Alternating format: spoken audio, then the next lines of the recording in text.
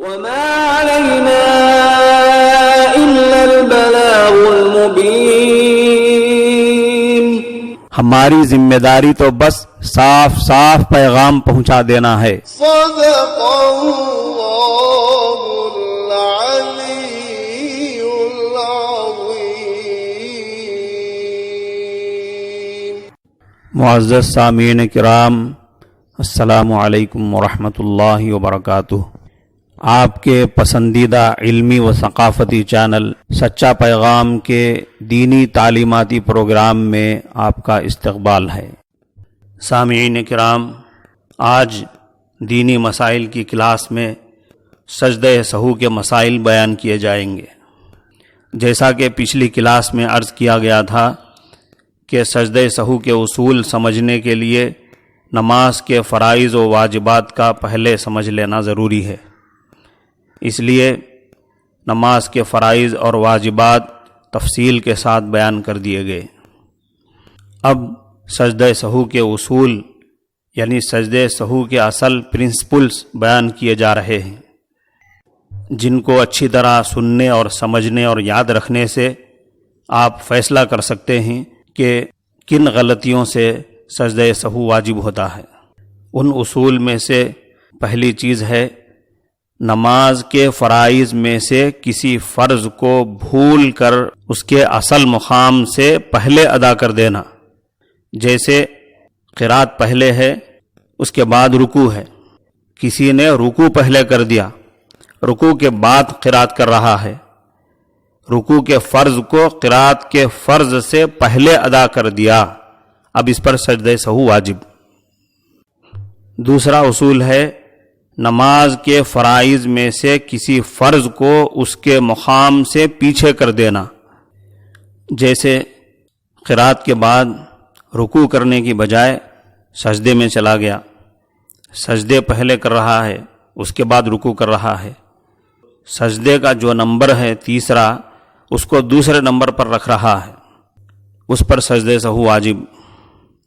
یا کسی فرض کی ادائیگی میں دیر لگا دینا، جیسے 3 یا 4 رکعت والی نماز میں قاعدہ اولا کے بعد التحیات پڑھنے کے بعد تیسری رکعت کے لیے فوراً کھڑے ہو جانا چاہیے، کچھ آگے پڑھے بغیر، عبدہ و رسولہ کے بعد درود شریف پڑھے بغیر یا کچھ دیر خاموش بیٹھے بغیر عبدہ و رسولہ کے ساتھ ساتھ تیسری رکعت کے لیے کھڑا ہونا فرض ہے. اس فرض کی ادائیگی میں دیر لگا دیا، درود شریف کا کچھ حصہ مثلا اللہم صلی علی محمد پڑھ کر دیر لگا دیا، یا کچھ دیر بیٹھ کر خاموش بیٹھ کر دیر لگا دیا، اس پر سجدہ سہو واجب. ایک چیز ہے کسی فرض کو بھول کر 2 مرتبہ ادا کر لینا، جیسے 1 رکعت میں 2 رکوع کر لیا یا 1 رکعت میں 3 سجدے کر لیا، اس پر سجدہ سہو واجب. ایک اصول ہے نماز کے واجبات میں سے کسی واجب کو بھول کر چھوڑ دیا.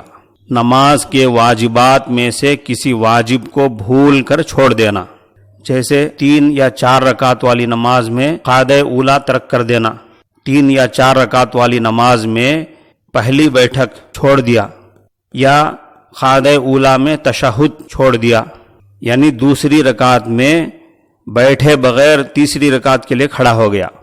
پہلی بیٹھک جو واجب ہے وہ چھوٹ گئی، اس پر سجدہ سہو واجب. یا قاعدہ اولا تو کیا مگر اس میں تشہد نہیں پڑھا، التحیات نہیں پڑھا، اس کے بغیر اٹھ گیا، تشہد پڑھنا واجب ہے، اس کو چھوڑ دیا، اس پر سجدہ سہو واجب. ایک اصول ہے نماز کے کسی واجب کو اس کے اصل مقام سے پہلے ادا کر دینا. جیسے کسی نے پہلے ثانی سورہ پڑھ دیا، اس کے بعد دوسرے نمبر پر سورہ فاتحہ پڑھ رہا ہے، اس پر سجدہ سہو واجب. ایک اصول ہے نماز کے کسی واجب کو اس کے مقام سے پیچھے کر دینا، جیسے سورہ فاتحہ کو ثانی سورہ کے بعد پڑھنا.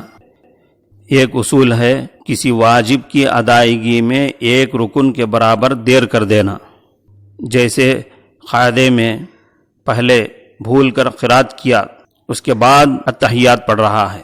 التحیات پڑھنا جو کہ واجب ہے، اس واجب کی ادائیگی میں قرات پڑھ کر دیر لگا دے رہا ہے، اس پر سجدہ سہو واجب۔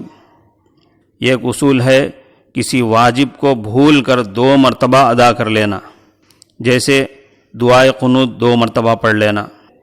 ایک اصول ہے نماز کے کسی واجب میں تبدیلی کر دینا، جیسے جہری نماز میں، یعنی جن نمازوں میں زور سے قرات کی جاتی ہے، ایسی زور سے قرات کی جانے والی نماز میں آہستہ قرات کرنا۔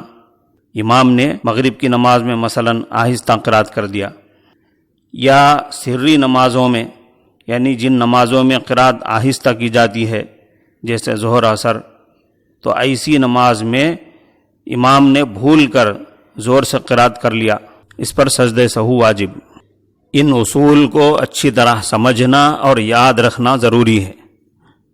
ابھی جو آپ نے اصول سنے ہیں، سجدہ سہو کے پرنسپلز سنے ہیں، جیسے نماز کے فرائض کو آگے پیچھے کر دینا، یا فرائض کو 2 بار ادا کر دینا، یا فرائض میں دیر لگا دینا، واجبات کو آگے پیچھے کر دینا، واجبات میں سے کسی واجب کو چھوڑ دینا، یا واجبات میں سے کسی واجب کو تبدیل کر دینا، یا کسی واجب کو 2 بار ادا کرنا۔ جتنے اصول سنے ہیں، ان سارے اصولوں کو اچھی طرح یاد رکھنا ضروری ہے، کیونکہ جن غلطیوں سے سجدہ سہو واجب ہوتا ہے اس کی کئی صورتیں بنتی ہیں۔ غلطیوں کی جتنی بھی صورتیں ہوں، جتنی بھی قسم کی غلطیاں ہوں، وہ ان اصولوں کے تحت ہوں گی، یعنی سجدہ سہو کو واجب کرنے والی غلطی ان اصولوں میں سے کسی نہ کسی اصول کے تحت آئے گی۔ اس لیے فرائض اور واجبات کو بھی اور ان اصولوں کو بھی اچھی طرح سمجھنا ضروری ہے۔ اگر آپ نے نماز کے فرائض یاد کر لیے اور نماز کے واجبات یاد رکھ لیے، پھر اس کے بعد آپ نے سجدہ سہو کے اصول بھی یاد کر لیے اور اس کو آپ نے سمجھ لیا، تو پھر آپ خود فیصلہ کر سکتے ہیں کہ کس غلطی سے سجدہ سہو واجب ہوتا ہے اور کس غلطی سے سجدہ سہو کی ضرورت نہیں ہے۔ ایک دوسرا مسئلہ، لوگ ایک سوال یہ کرتے ہیں کہ کیا غیر مسلم کی دعوت میں جانا اور کھانا جائز ہے؟ کتاب الفتاویٰ کے مطابق اس کا جواب ہے، غیر مسلم بھائیوں سے بھی انسانی بھائی چارگی کا رشتہ ہونا چاہیے، اس لیے ان کو اپنی ضیافتوں میں مدعو کرنا بھی جائز ہے، بلکہ بہتر ہے، اور ان کی دعوتوں میں جانا، دعوت قبول کرنا اور کھانا بھی درست ہے۔ اصل چیز ہے حرام کھانے سے بچنا، مشتبہ چیز کھانے سے بچنا۔ اگر کسی مسلمان کی دعوت میں بھی کوئی حرام چیز موجود ہے، کھانے کی کوئی مشتبہ چیز موجود ہے، تو پھر جائز نہیں ہے۔ رسول اللہ صلی اللہ علیہ وسلم نے کئی بار غیر مسلموں کو بھی اپنا مہمان بنایا ہے، اور خود حضرت صلی اللہ علیہ وسلم نے ایک یہودی عورت کی دعوت قبول فرمائی ہے۔ سامعین کرام، اس مجلس میں اسی پر اکتفا کرتے ہیں۔ السلام علیکم ورحمۃ اللہ۔